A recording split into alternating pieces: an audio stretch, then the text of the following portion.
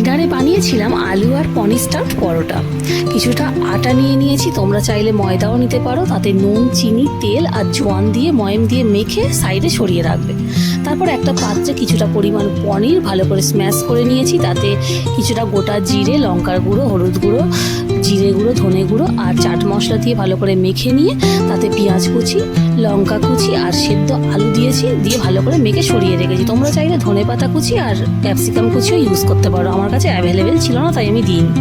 তারপর আটাটাকে যেটা সরিয়ে রেখেছিলাম মেখে, সেটাকে রুটির মতো বড় করে বেলে তার মধ্যে ওই পনিরের স্টাফিংটা ভালো করে স্প্রেড করে দিতে হবে। দিয়ে চারধার থেকে এরকম ভাঁজ করে মুড়ে দেবে। দিয়ে রুটির যেরকম আমরা পরোটা বেলি সেরকমভাবে একটু আটা ছড়িয়ে আস্তে আস্তে হালকা হাতে বেলে নিতে হবে। বেলার সময় কিন্তু খেয়াল করতে হবে কর্নারগুলো যেন ভালো করে বেলা হয়, তা না হলে কিন্তু ভাজার পরেও কাঁচা রয়ে যাবে।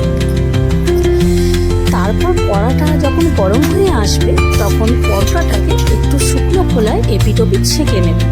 তারপর অল্প অল্প করে তেল দিয়ে বেশ মচমচে করে ভেজে নিতে হবে। ভাজা হয়ে গেলে পরোটাটাকে গ্রিন চাটনি বা টমেটো কেচাপ যেটার খুশির সাথেই সার্ভ করতে পারবো। খেতে কিন্তু দুর্দান্ত